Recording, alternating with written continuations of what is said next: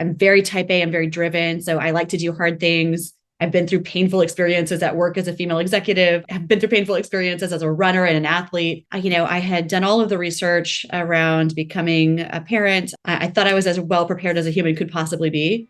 And I'm starting to get just filled with all of this shame and guilt because this is really challenging. It was at that time I decided to start Leva. And in January of this year, we launched what I consider our big flagship product, an app-based ecosystem and community that really puts the mom in the center of everything. My long-term vision is that we're supporting women across their entire life journey.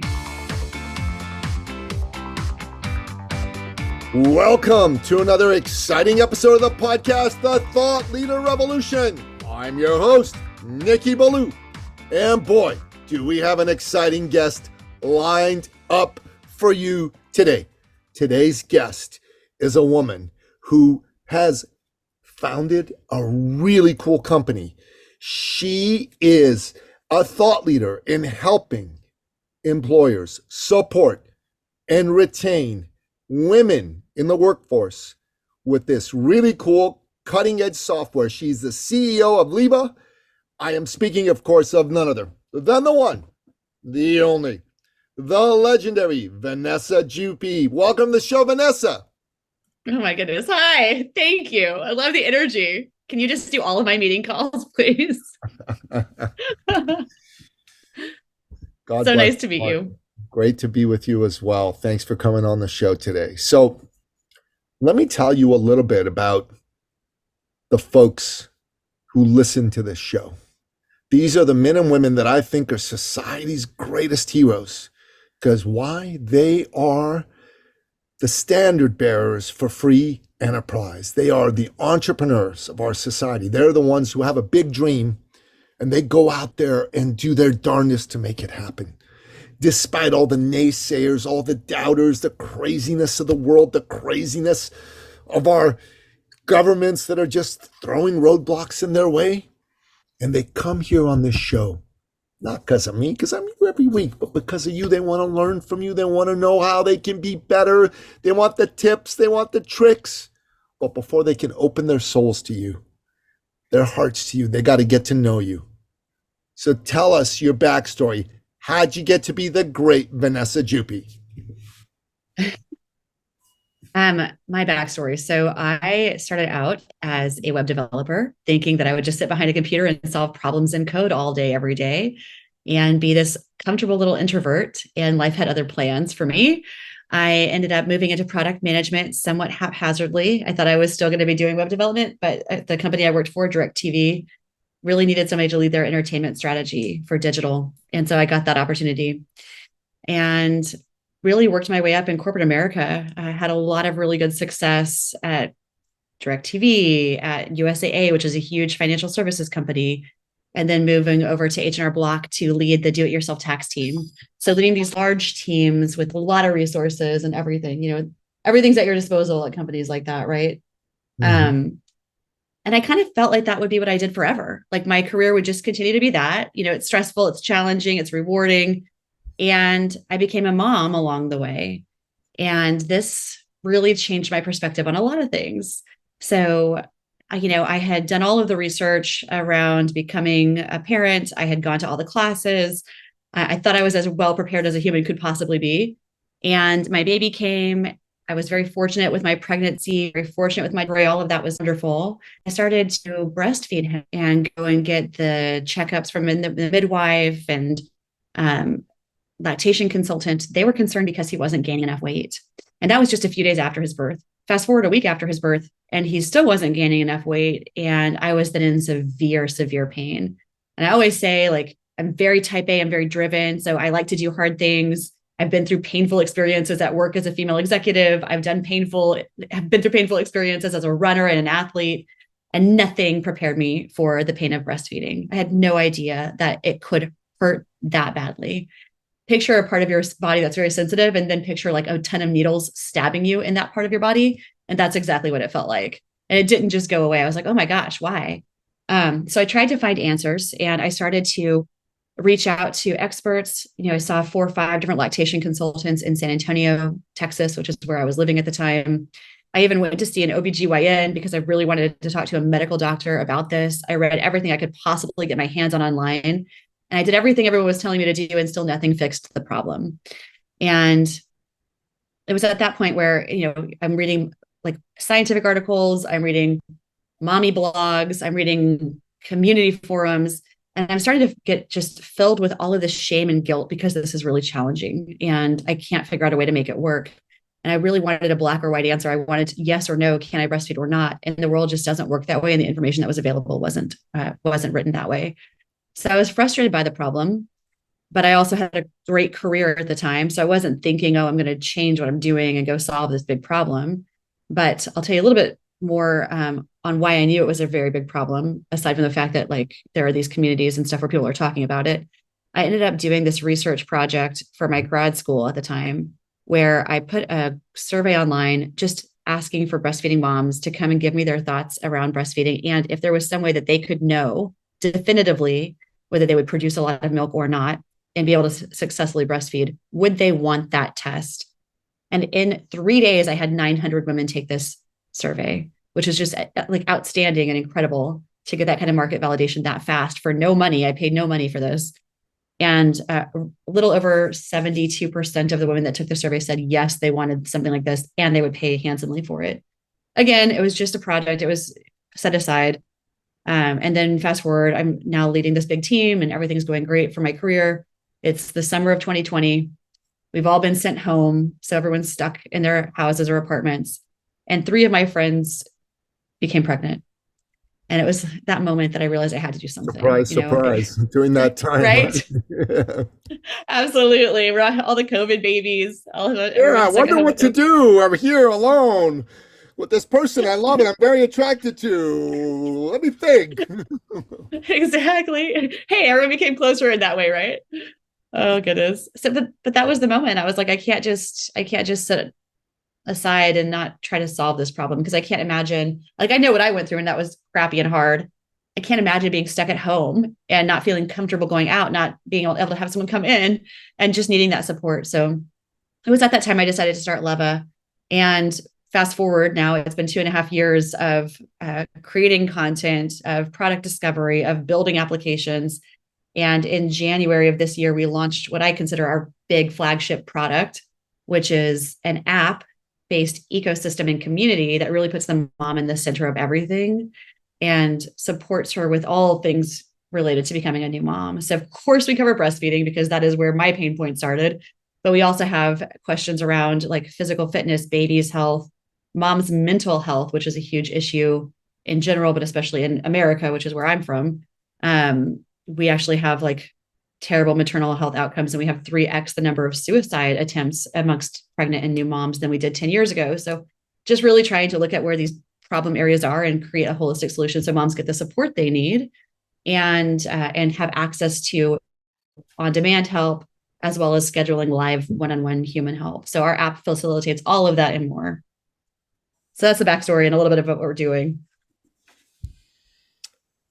There's so many different directions that I could take the questions I have.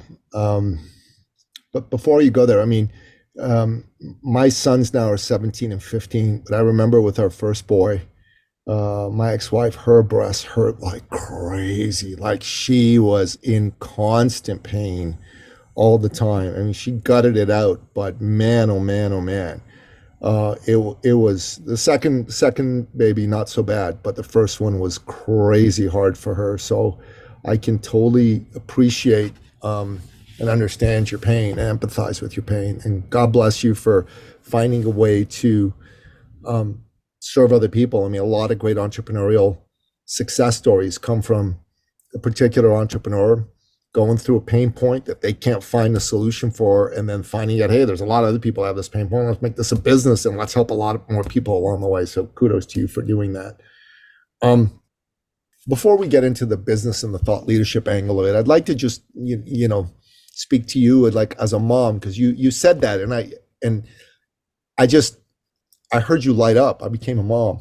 It was like, talk to me about that, because I want to just tell you, I think that a lot of women are being sold a bill of goods that there's something wrong with motherhood and it's bad and so forth. And I think that's the most ridiculous, insane thing of all. And I just seeing you light up, please speak to that first, and then we'll get into the business stuff. Yeah, I really am interested in that, like what you're hearing. I have I'm very fortunate in that I have friends that are in various age groups. And to your point, like the ladies that are in my friend group that are in their 20s and 30s are very like, I'm not having kids, right? That's the mindset that they have right now because they don't feel like they can be successful. They don't feel like they can have that fulfilling life that they want. They're very, very ambitious and career driven. And I understand. I feel like that is, and I'll just, again, I can't speak to Canada. I do think it's similar as far as America and Canada go, but there are a lot of other countries that have different benefits and different solutions in place that really support parents better than we do in the States. And so I do think it's a challenge. For me personally, I have always been very much a workaholic. Like I put 100% into everything I do. And in a way, it's not good, because I'm working all hours. I'm kind of crazy obsessed with what I'm doing. So the parenthood thing was a very conscious decision for me. It wasn't just like, oh, it was an accident, it happened or whatever, like a lot of people do, which is great, whatever works for you. But for me, I was in my mid 30s and I decided along with my husband that I really wanted something else out of life. I wanted something more. And we had gone through all of those big events. We had, we'd gotten married, we'd gone on the vacations, we'd bought the house, we'd become successful in our careers. And I was like, well, this is great. I love my life. Like I could go for the next, 40, 50, 60 years, however long I have on the earth with this being what our life is, or we could have a baby and raise them in a really positive way because thankfully we have access to, we are financially stable and all of those things. And we could also experience all of those joyful moments from a different perspective and probably have a much richer life and not have everything completely about work, which was, again, like I said, I fell into that trap.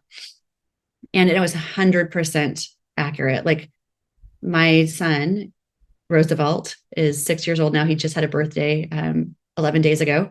And he just seeing him smile, seeing him learn all the things he's interested in, being able to like sit with him and work on those things together and help him like discover how good he is at things and help him support his interests has been amazingly rewarding and such a game changer as far as like what's important in life. So he's selfish, it was definitely a selfish decision. Well, I guess at one level it is. At another level, it's the most selfless decision a human being can make because essentially you're making somebody else far more important than you for the rest of your life, Yeah. Essentially. But I thank you for saying that because, if there's young women that are listening to this, being a mom's awesome. And the society is selling you a bill of goods, telling you, oh, no, take your career on first. I'm not saying don't have a career or anything like that. You got to make the decisions that work for you. But my mother was a woman who, was a career woman back in her day in the 60s. I was born in 67 in the 70s. Like, I mean, she worked, and this is Iran, right? Like totally a career woman. But right now she's in her early 80s. She's not working, and what lights her up is that she's got 3 sons, that she's got 6 grandchildren, and that they came from her. That's her contribution, her legacy to the world. And I just want women to see that there is everything right about that. There's everything right about bringing life into the world. It's a unique thing that women do. Men certainly can't do it. And it's a beautiful thing for women to experience. And I think it's a tragedy when they buy into the crappy narratives that are being thrown out in the last 50, 60 years that are against that. So kudos to you for doing it and for lighting up when you speak about your son and your birth. And God had plans for you, obviously, because he gave you some good adversity to deal with as well, right? And that's absolutely. Speak about adversity. So last Friday, and I really encourage you and all my listeners to listen to that episode 485, was the 3 levels of gratitude. And in that episode, we went deeply into the 3 levels of gratitude. And this comes from my mentor, my teacher, my guide, Mark von Musser. And he talks about it's important to be grateful at 3 levels. And he said, level number one is you got to be grateful for what you actually have. So, I'm grateful for the shirt, Canada on there. I'm Canadian. I'm grateful that it's a really comfortable shirt. It really fits well. I like how I feel in it. I'm grateful that I found a really great coach this year, from February 7th to today. I've gone down from 227 to 184. I'm super grateful that I found this fellow and he helped me get there. You can see all the books in my library. I'm grateful I got over 4,000 books in my library. So I'm grateful. And he said the second level of gratitude is for what you want to create, So I'm grateful for creating a thought leader business that's going to hit 7 figures and is hitting 7 figures. I'm grateful that I'm getting to interview and work with amazing CEOs and thought leaders like yourself and building relationships with them. I'm grateful for that. And I'm grateful for the fact that my son's signing as a professional soccer player in Europe. You know what I mean? So I think that's pretty cool. So these are the things that I'm creating, haven't happened, but I speak like they're happening. And then the final level of gratitude is for my adversities. And this is tough sometimes to think about, but I'm grateful that my ex-wife kicked my butt to the curb and made me look at how I wasn't stepping up as a man and as a husband. I'm grateful that I've had some business failures because they've made me learn how to be a better businessman and move forward and that sort of thing. And I think everybody needs to think of gratitude in this fashion. Your adversity, this horrible experience with breastfeeding, how are you grateful for it? If you wouldn't mind just getting into that in some detail for us. Yeah, I love that. I love your examples too. We have a practice of gratitude in our house, which is very simple, but like every night when my kid goes to bed, we write down what we're grateful for about that day, just in those moments, just to reflect and remember that there's always something positive that you can appreciate about your day. I mean, poof, that was a really hard time. And it was one of those things that there's this superficial level, not superficial, but I guess the obvious level of this is painful and it's hard. And I got through it. I found a path through it. So I'm resilient. I'm grateful for that. I feel like I understand myself better. And I realize that I can do all kinds of hard things that are mentally and physically challenging. And I am very grateful for having had that experience, even though there wasn't a black or white answer. Like, it also helps me appreciate that that's just how the world actually is. Like, there's a lot of gray. Not everything is mathematical and scientific and logic based. There's a lot of gray out there that we just don't know yet. I'm thankful for having that different perspective on life, and even more so being able to build something to support other people. Because if I hadn't gone through that, there's so much, taking a step back, there's so much in women's health that we just don't know. We don't understand it well enough. For a very long time, you probably know this, like, women were not utilized in scientific study because their hormones made things difficult to control. And so the results and the outcomes were harder to predict.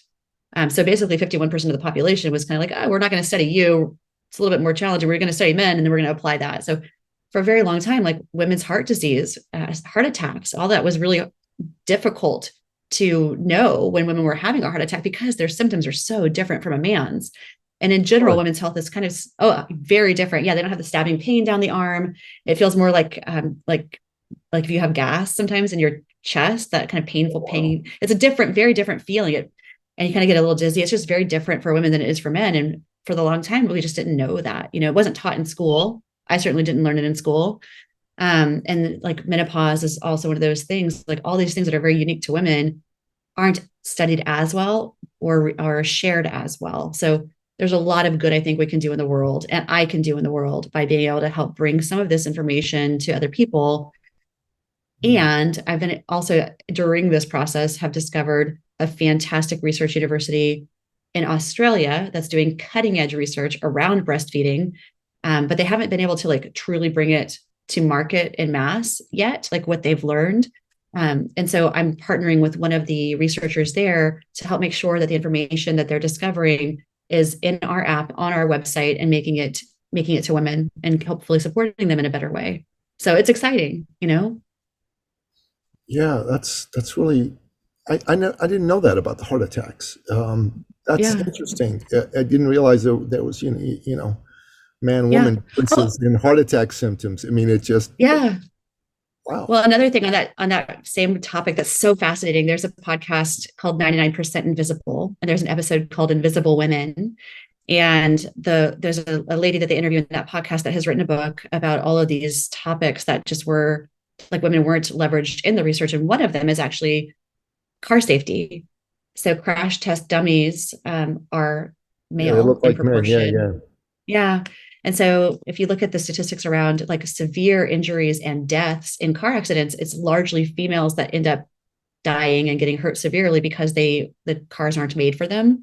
And if a crash test dummy female figure was ever tested, it was always in the passenger seat. So the way that the steering wheel actually impacts a woman is far more dangerous than for a man. So it's just fascinating the things that when we don't test on a population, what happens. It would seem that that makes a lot of sense. And it would also be really smart for them to do those sorts of tests for children, right? Of various ages and Mm, sizes as they move through. So, yeah, fascinating. 100%. Huh. Well, shit, I'm learning Yeah. something good here. Yeah. It's Wow. interesting. So, I'm writing a book. We haven't started the writing, but we've put a book proposal and we've put it in front of a publisher. And either this publisher is going to accept it, we're going to do a deal with them, or me and my co-author are going to write the book ourselves and maybe take it to another publisher or self-publish it. But it's a book on sleep. And I've got about 15 books on sleep that I've got. My co-author is Lieutenant Colonel David Grossman, U.S. Army Rangers, retired. Have you Oh, heard of cool. Colonel Grossman? Do you know who he I is? haven't. No. So Colonel Grossman, obviously, he's a veteran of the United States Army Rangers, um, but he has become over the last 25 years one of the world's leading thought leaders on issues of relevance and importance to the military and law enforcement communities. He's delivered lectures at West Point, at the U.S., the Virginia Military Institute, the Citadel, all the major, the FBI school, Quantico. His most famous book is called On Killing. On Hmm. Killing was written and published in 1998. It's still his best-selling book. Sold, I think, 500,000 plus copies in the United States, and then probably as many in the rest of the world. Was a study of the impact of a member of the military or law enforcement when they were forced to take a human life, right? Oh, wow. And you can imagine that this is a troubling area, and a lot of people didn't study it because who wants to study this, right? Like, Yeah, but absolutely. but Colonel Grossman studied this, and then he studied combat. So he wrote on combat, and then he studied on spiritual combat because he's a devout Christian. And then he started to delve deeply on the impact of this sort of thing on marriages. So he wrote a book on called Bulletproof Marriage. He's written a whole bunch of books with themes that are relevant to the law enforcement and military community, but also some Christian themes as well.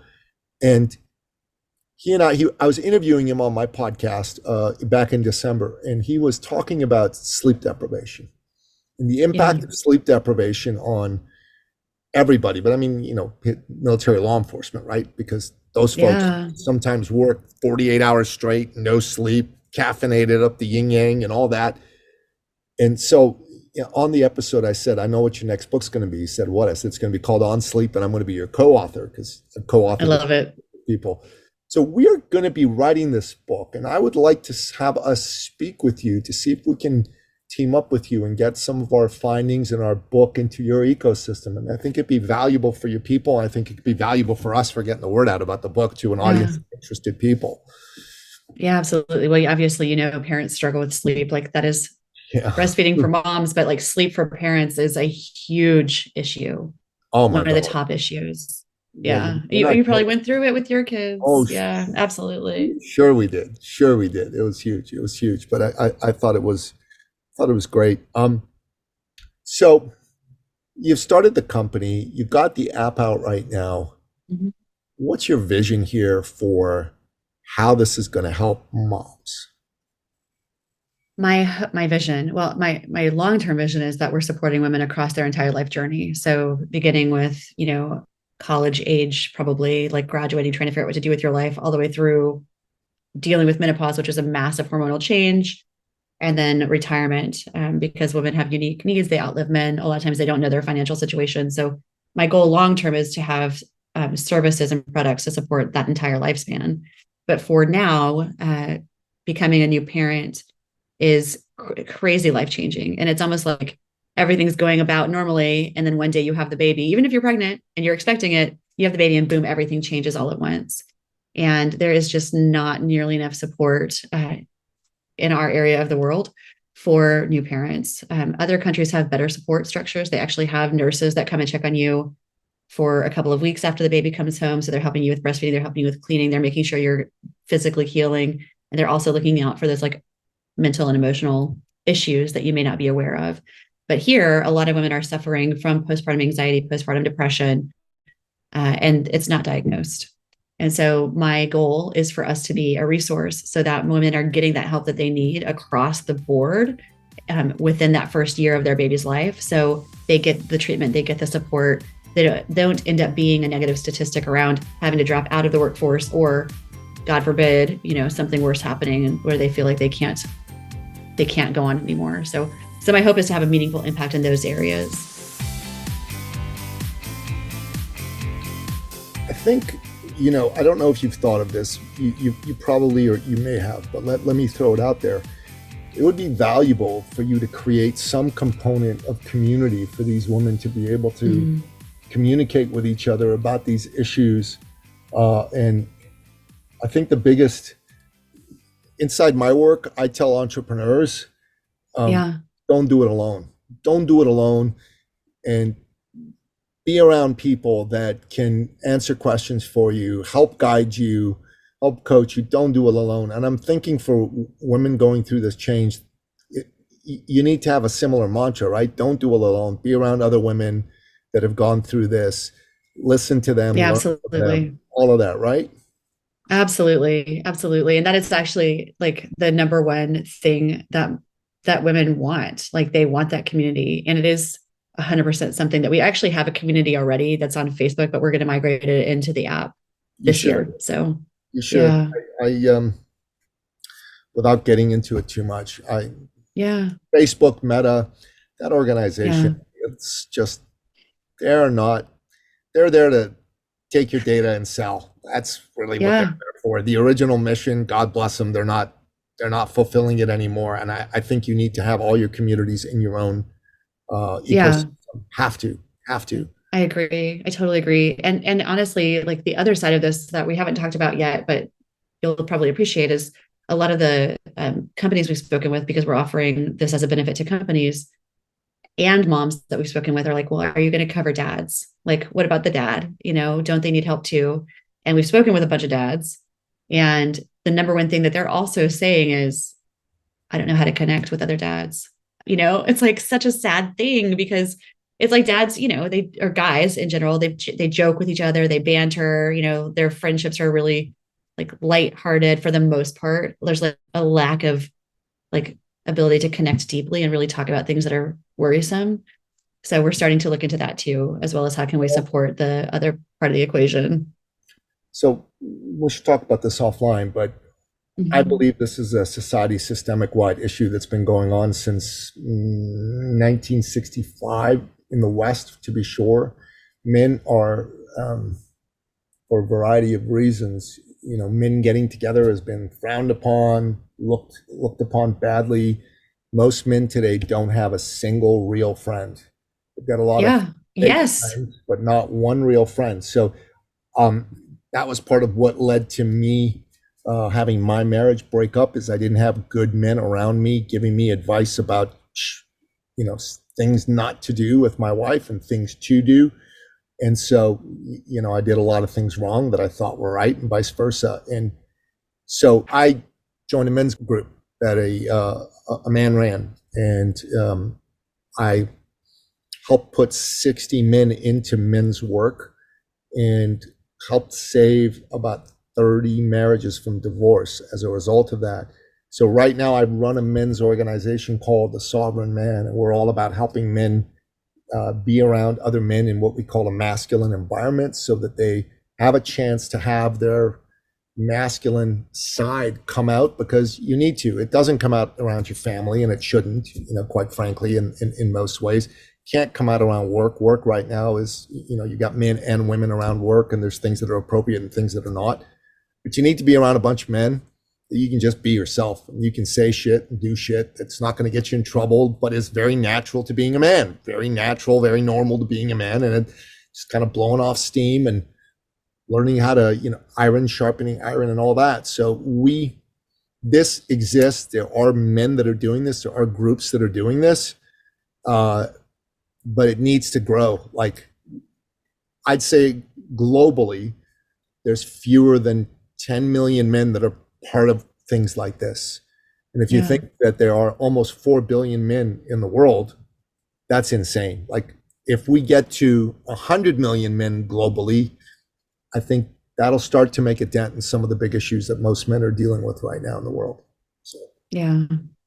Well, it's great to hear that you're doing good work about it. Yeah. So anyways, we could talk about some things we could bring in terms of like content and bringing people to the table, because biggest thing men need is they need to be around other men they can trust.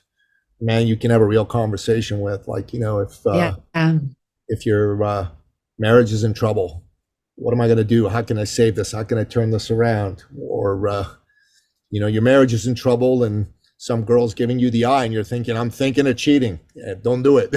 But you know what I mean? You got to be able to be around somebody who can talk you through that. Or your kid's doing drugs. Well, how do I deal with that? You need to have that conversation with somebody that can help you get past that. All those things are important. Yeah, 100% agree with you. Women are much better at staying in community right now than men are, and we need to change that. No question about it. But I think it's good that you're doing this. I think what you're doing is important and it's good. And I'm glad that your company's getting some traction. And I wish you all the success in the world with making it happen. So if people want to find out more about your company, or they want to check out your app, or they're working for a company and they want to have their company do that, what's the best way? Yeah, absolutely. So our website is www.levaapp.com, and we are at Leva App on every social media platform that you can think of. Probably the best way to find us is on LinkedIn. Levaapp.com. All right. And at Leva App. I love it. Beautiful. So look, we like to end off each episode by asking you, as our guest expert, what are your top 3 expert action steps? These are your 3 best bulletproof pieces of advice that you can give our listener to take their business or their life to a new level. So what say you?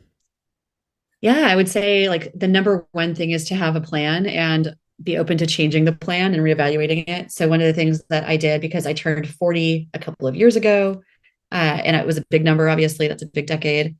So I asked my husband, who is a UX design leader, to put together a workshop for us so we could plan the next 10 years of our life. So we could look back at age 50 and say, did we achieve the things that we wanted professionally, personally, for fun? What were those things? And we actually sat for 4 hours doing this exercise of brainstorming, like what was great for the last 10 years, what would be great for the next 10 years. And it's not like every single day do we look at it and make sure we're doing those things, but it's been an amazing guide to help us prioritize things appropriately. So in your personal life and your professional life, have a plan and be open to adjusting your plan, but make sure that every now and then you're checking in and you're living your life along with your plan. I think the other thing that's similar is like knowing what your true values are, because it's so easy to get distracted. It's so easy to chase after that like shiny thing, or to grind so hard, especially as an entrepreneur. Oh my God, I'm working 60, 80 hours a week, whatever. Truly, is that what your top values are? For me, my top values are freedom, family, and continuous learning. So if I'm not making time to have fun and spend time with my family, to go on a road trip, to go on a trip in general, to go like explore the world, or if I'm not making time for just reading or listening to podcasts, then I'm not truly developing myself the way that I want to. So making sure you're really clear about what your values are and you're living your life aligned with those, I think would be another number 2, probably piece of advice. And number 3 is you're not going to know it all. And that has been super duper hard for me. Going from a world of being like, digital product person and like also the business side of things where I kind of like grew in my career and I knew all of these things and I was really deep at that area of my business. Now starting my own business and realizing, man, there's a lot of legal and compliance things I don't know. There's a ton of sales stuff that I don't know. Like I've been learning so much, and I've been learning by talking to other people and also like leaning on other people to help fill in the gaps. So being okay with like, it's going to be a work in progress and you're going to be learning constantly, and it's okay to not know it all because there's somebody out there that does, and they're going to be great. Yeah. Yeah, these are great expert action steps. I wrote them all down. Have a plan. I think that's good. That workshop that you and your husband did, that's a great idea. I mean, in my mind, it sparked, I work with my lady in our business, and I think this would be a cool thing for us to do for ourselves, but also to offer it to couples that are in business. Oh yeah. As an offering, as a way to say, look, you folks are in business together and in life together. Let's have you go through a 10-year success planning session, and this will really help you get clear on some of the things that matter. I think this is great. Identify your values. I think that's really important for me. One of my key Achilles heels has been getting distracted by things, and I'm getting better at it, but definitely this is an area that not just myself, but everybody ought to continuously look at what their values are and live from your values. That's important. And you're definitely not going to know it all, and you definitely need help. 100%. Don't do it. That's my mantra. So that's great. That's great. So Vanessa, thank you so much for, coming on the show. You've been absolutely awesome. Definitely you and I will stay in touch. And as you move forward through your journey, we'll have you back on the show. I think this has been great. Thank you so much. I really appreciate it. Yeah, you bet. So listener, Vanessa Jupe is the real deal. Check out her app, check out her work. There's a lot you can learn from if you are a woman who is breastfeeding, or you have a woman in your family who's breastfeeding. You definitely want to get them to check out the app and learn about how they can be supported throughout this absolutely life-changing journey, and do it in a way that allows you to be a lot more comfortable than Vanessa was when she went through it. Let's say that.